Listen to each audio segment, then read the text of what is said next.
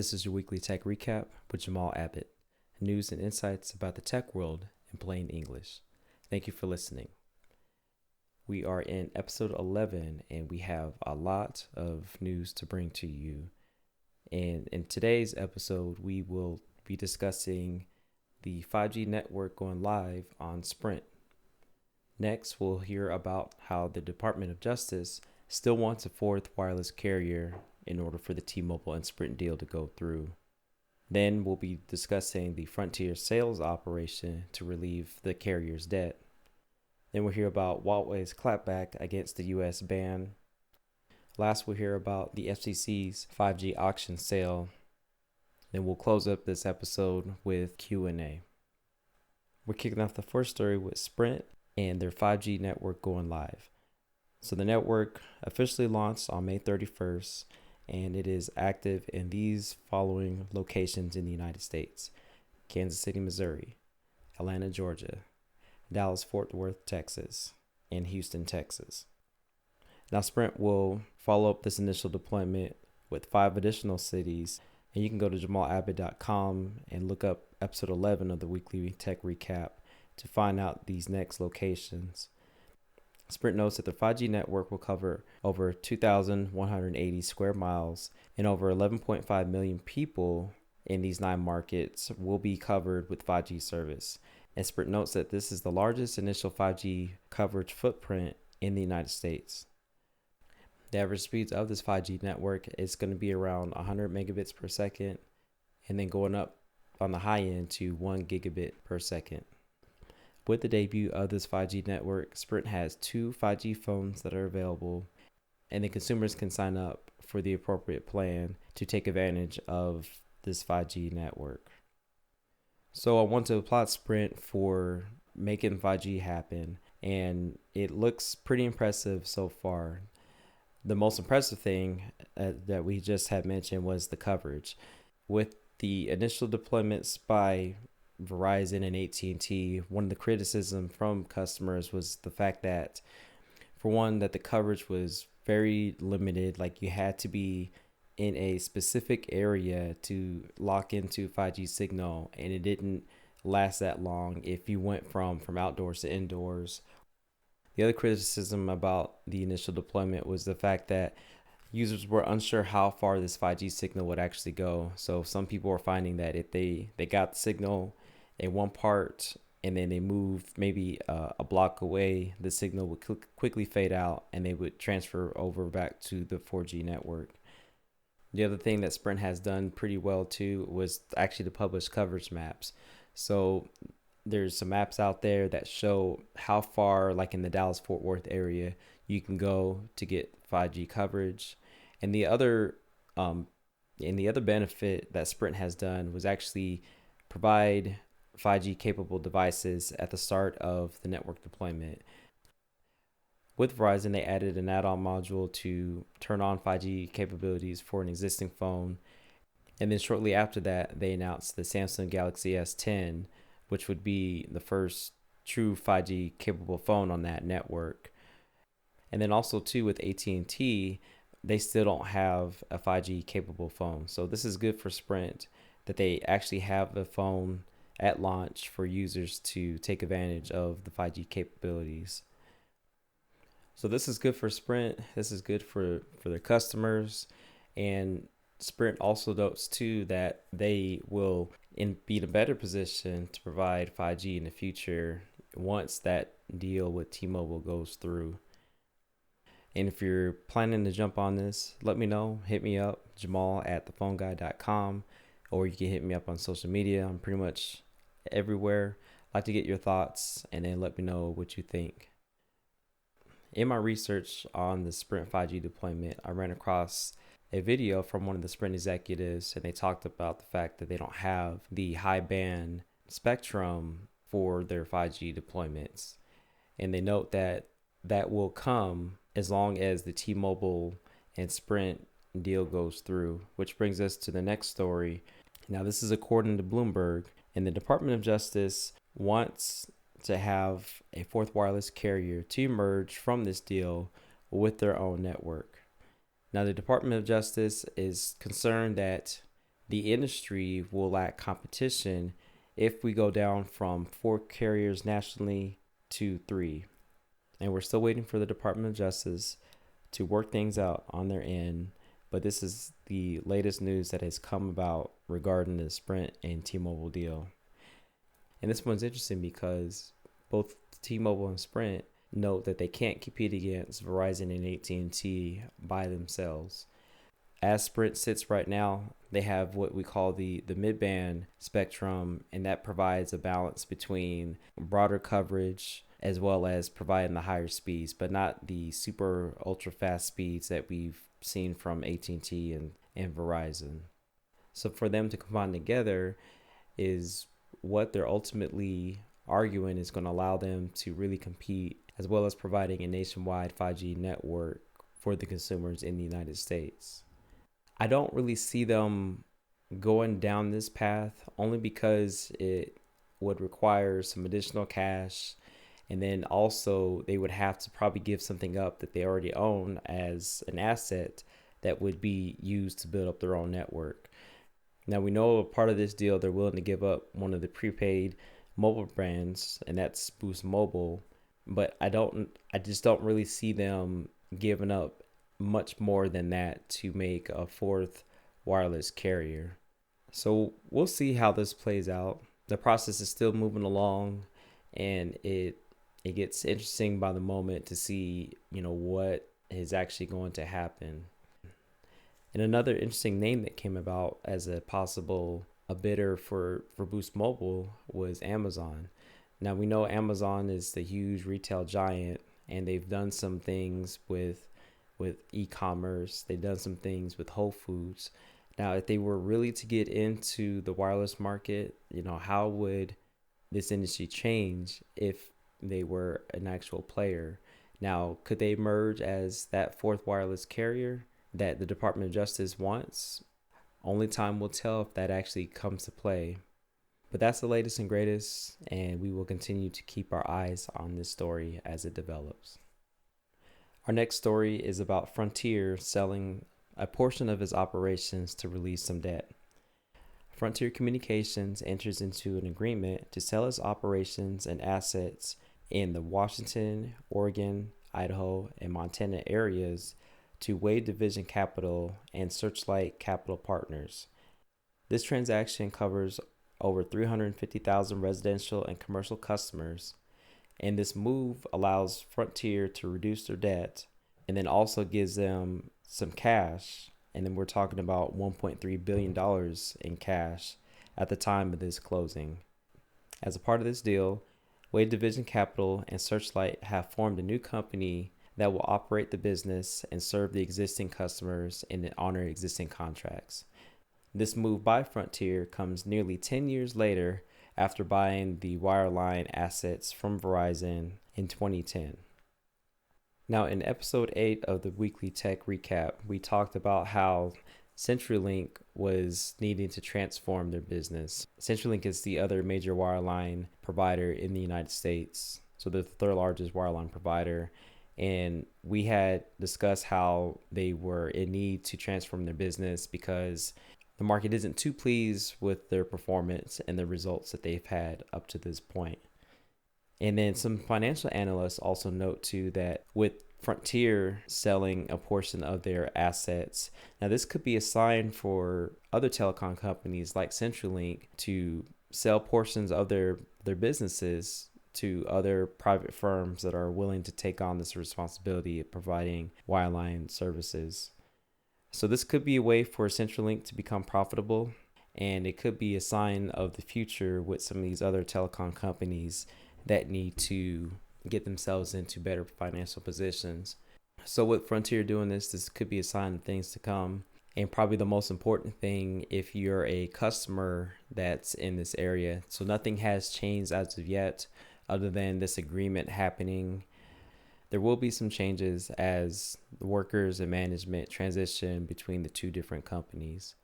So it's a good move for Frontier. And if you're a customer in one of these areas, just be prepared for the transition as it takes place. And typically with these transitions, it's a lot tougher on the customers themselves. And I remember back in 2015, it was tough on the Verizon customers to transition over to Frontier, as they note that some things just wasn't working out right with some of the service calls that they've had, just with some of the technicians that were involved in working on their services. It was more difficult for the customers to go through this transition than it was for the actual companies themselves to go through the transition. So just be prepared and just be patient, once this goes through. But your services aren't being cut off. They're not going away. But you will have some changes once this deal goes through.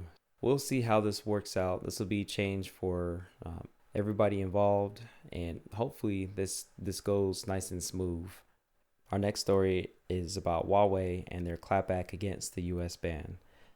Clapback. You might be wondering, Jamal, what are you talking about? Just another word used for a comeback, or another word used for a counterattack. So that's what clapback is.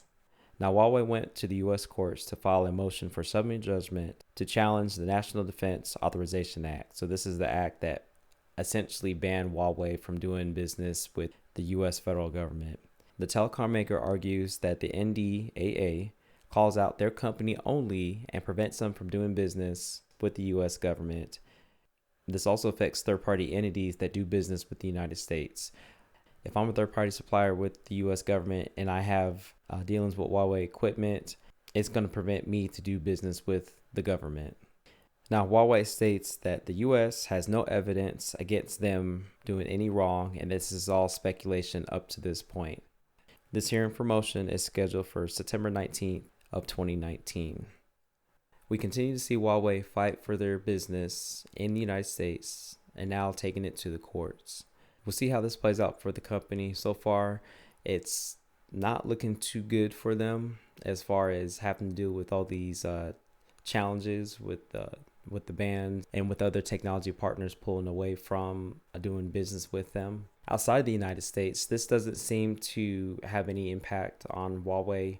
From the other stories and from the other research that I've done, now the United States is pushing for other allies to stop using the Huawei's equipment in their networks. But up to this point, it's kind of on a case-by-case scenario and a country-by-country scenario on who chooses to use Huawei and who's choosing to side with the United States in their decision to not use Huawei technology in their networks. In addition to the court challenges, Huawei published an article in the Wall Street Journal stating their opinion on how they're being treated unfair and that this is unprecedented for any company to deal with these type of legal challenges. And then they note in this opinion piece that for now, it's them and their industry, which is telecom, and they suggest that this could impact other industries, and then other organizations could be impacted if this ruling goes unchallenged. So this is really interesting. We'll see what the courts have to say about this. But in the meantime, we're keeping an eye on how this story develops and then what Huawei in the United States will end up doing as this legal battle continues. Our next story is about the FCC's second 5G auction, which completed. This auction was held to provide licenses in the 24 gigahertz band. The FCC had completed their first auction of the 28 gigahertz band back in January of 2019. With this auction, they raised over $2.7 billion in bids. Now, the participants of this auction will be using this spectrum for 5G services, as well as some other wireless services for the future. And the next auction will take place in December, which will include some higher levels of spectrum available for sale. This story is important because it details the process of how the government plays a role in allocating spectrum to the companies that want to use it to provide wireless services in a given country.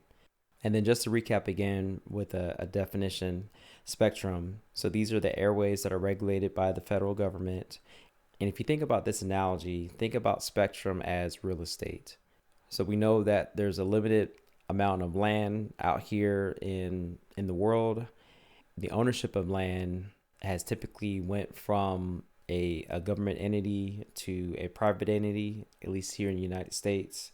And if you have more real estate, that gives you options for either building buildings on that real estate, or you may use that real estate to sell to another entity.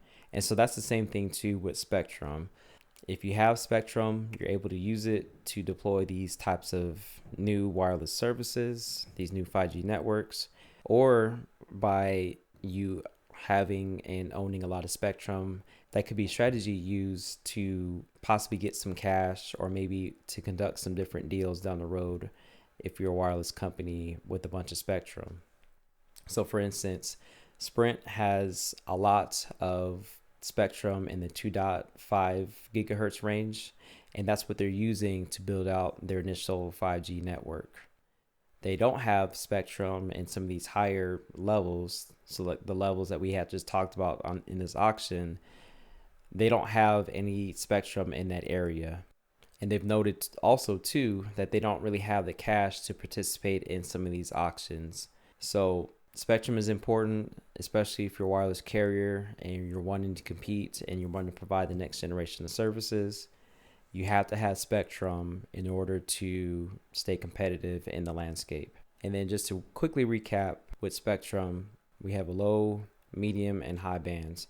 And there's a correlation. So the lower bands of Spectrum provide the broadest coverage, but don't provide the high speeds. And as you go up to the higher bands of Spectrum, they provide the higher speeds, but don't provide the broad coverage that you would see at the lower bands.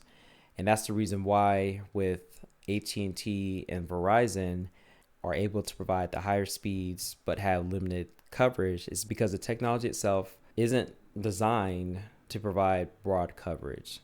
And that explains why there's some challenges with getting a good signal for some of the customers on the AT&T and Verizon networks with the initial 5G deployments. And then finally, just to wrap up this discussion about Spectrum, each country has their own strategy with how they deploy Spectrum. So for instance, one question I answered on Quora here recently, they wanted to know when India was going to have some of the first 5G networks up and running. And then in my research of this question, I learned that the agency that's responsible for telecom services, they still need to allocate the Spectrum for these wireless carriers to use in that area. So as the governments get these auctions in place, as the government gets the Spectrum ready, that gives the opportunity for these companies to bid and purchase the Spectrum that they need so they can actually work to deploy these networks. So for India's case, they won't be deploying some of their first 5G networks not until sometime in the year 2020. So the governments have a role in 5G and then getting these next generation services up and running, as well as the companies that want to deploy 5G services. They all work together, and then that's what is all part of the process to provide these next generation services. So the FCC in the United States is really motivated to get the Spectrum into the hands of these companies, so that way they can win the race, and I'm using air quotes here, so they can win the race when it comes to having some of the best and the fastest 5G networks in the world. That's the story on Spectrum, and we'll see how this plays out as the next set of auctions come. Okay, we're transitioning now to Q&A, and if you want to ask a question, there's a couple ways you can do it. You can shoot me an email, and that's jamal@thephoneguy.com, and that's THA phoneguy.com. You can also hit me up on social media, so Quora, Twitter, Instagram, Facebook, LinkedIn, pretty much all social channels. Shoot me a question. I'd be happy to answer it on the show. This first question comes from Christopher, and he asks, what is the point of using Wi-Fi when most wireless providers for phones offer unlimited data? Wi-Fi is important, especially if you're in an area that has poor cell phone coverage. So for instance, if you happen to live in a big city like in Las Vegas, Los Angeles, or New York, you're pretty much going to get good cell phone coverage and good coverage for your data. So it may not matter in those instances. if you're in a small town or in a small city, you may not have the greatest cell phone capabilities, and therefore your data may not be as fast as it would be in some of the larger areas. Wi-Fi is useful when you're lacking the coverage. It gives you just a consistent connection, and it allows you to connect to the internet seamlessly without having to worry about your reception, or if you're actually getting a good signal if you're in a building or in an area where there's poor coverage. The other thing too about unlimited data, so this thing has had its fluctuations. There was one point in time, this is probably, we'll just say about 10 years ago or so, there was one point in time where the cell phone companies were offering unlimited data, and people were jumping on it, and then it went away. So they were transitioning people away from unlimited data plans to tiered data plans, to where you would have like an allotment of data to use for a month. So you could have like 10 gigs per month or 20 gigs per month. And they were pushing people to that. And that was probably for twofold. One, to manage the capacity on the wireless networks. So let's just say that if you run a cell phone company, you may not have the ability to handle unlimited data connections because your equipment can't handle that type of capacity and traffic. So they moved to a tiered model to restrict users. And now here recently, within the last few years or so, they've actually gone back to the unlimited data model. And that's because of advances in technology, and then probably, just like listening to consumer demand. The other thing too about Wi-Fi is that you don't have to worry about data caps. So like I talked about before, even though these are technically unlimited data plans, there's actually a cap, and then usually the caps are somewhere around 20 gigs per month. So if you're using more than that when you're on your phone and you're streaming or you're doing live video, you can easily run up to those caps, especially if you happen to be one of those heavy users. You don't have to worry about those caps on the Wi-Fi network. And then typically these Wi-Fi networks are connected to like a landline type connection for internet service, and the caps on those type of connections are much higher, somewhere around like the 200 or 500 gigs per month, just depending on what your plan is with your wired provider for internet services. So Wi-Fi is helpful if you don't have the greatest cell phone coverage in the area. It's also helpful too because the caps or the capacity limits are much higher compared to the wireless networks. And it's an option that's available to you if you happen to fall in one of those two categories that I mentioned. But Wi-Fi does have its place. It's not going to go anywhere anytime soon. If you happen to have the best of both worlds with good service as well as great Wi-Fi, maybe at home or in your business, then you can take advantage of them both. So there you have it. That's the point of using Wi-Fi. I hope this helps. This next question comes from Wendy, and she asks, is there any real difference between phone carriers in terms of call and network quality? So Wendy, this is a great question, and I would say that there is a difference between the different phone carriers as far as call quality and network quality goes. For instance, we talked about different places in the United States that have better cell phone coverage compared to other areas. That's going to have an effect on the call quality. If that cell phone company has made investments in the network, then that's going to be better quality in that specific area. But you could have a place that has maybe lots of terrain, or maybe it's just a dense area where there's a lot of people and they happen to be using the network quite a bit. The quality will vary depending upon where you are at in the United States. It all depends on the network. It all depends on the investments that these cell phone companies have made in the network. And this is all within like a regional basis. And just to give you another example, I could be Jamal Incorporated and I provide cell phone service. Maybe I made huge investments in Las Vegas because this is my home market and this is where I have most of my customers. And there's demand to have cell phone coverage in Reno, which is up north in Nevada.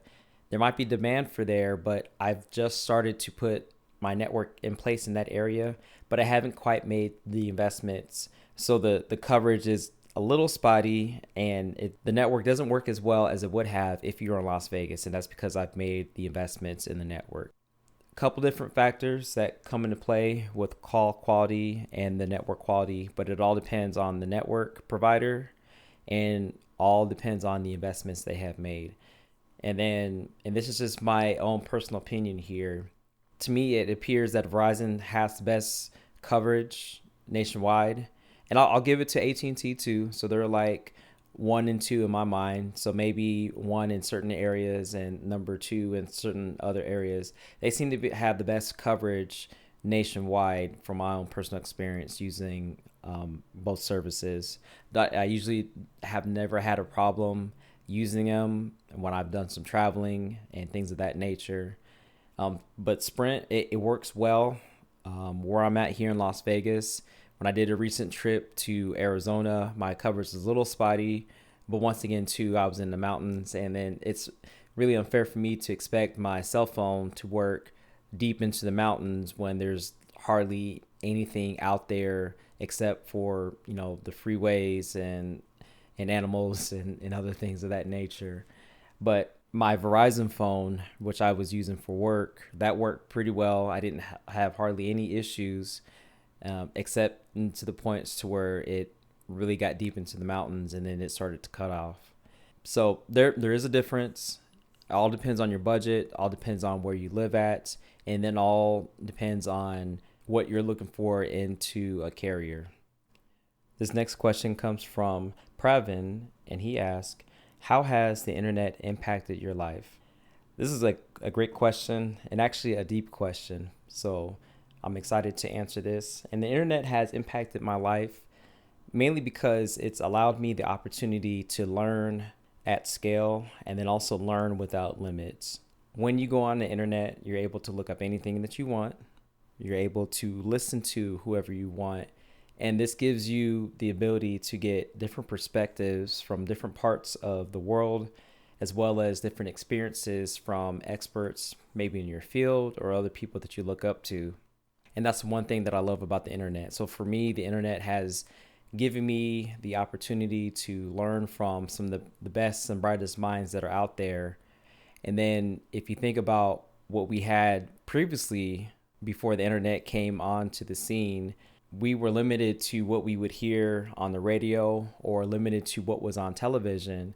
But even at that, the people that were in charge of the radio and television stations basically dictated what you heard and what you listened to, and that was what you were left with. So that's why I like the internet. It's an equal playground for anybody to produce information and content for people to listen to. And there's no gatekeepers out there that's going to prevent me from getting access to that information or resources. So that's the one thing that I appreciate about the internet, and that's how it's impacted my life. The other thing too about the internet and its impact on my life is that without the internet, I wouldn't be able to do my day job.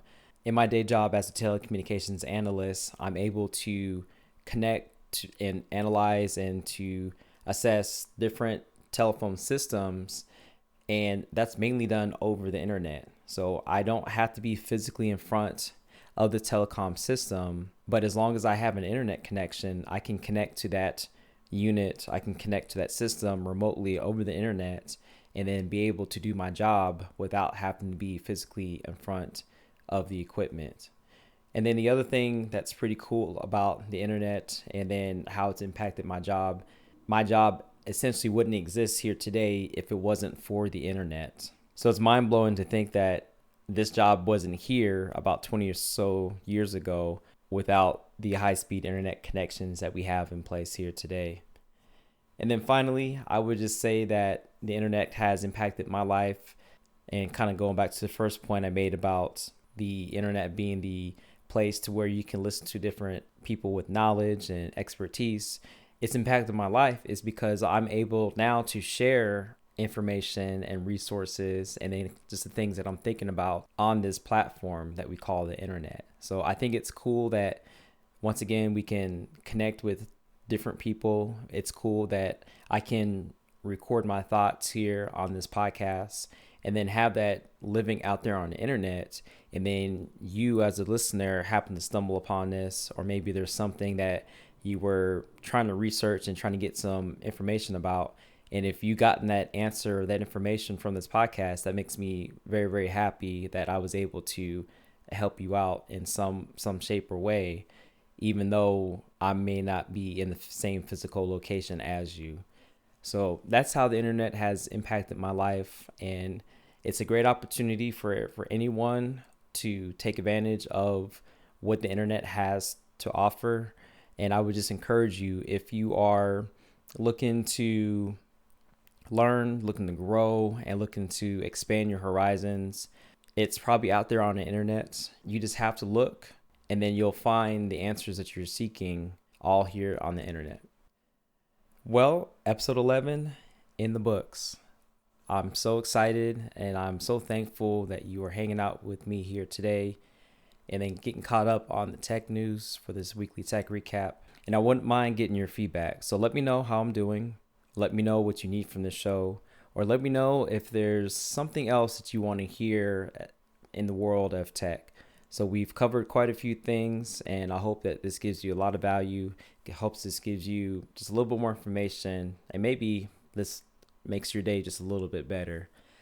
So I want to thank you so much. So if you want to give me some feedback, feel free to hit me up on social.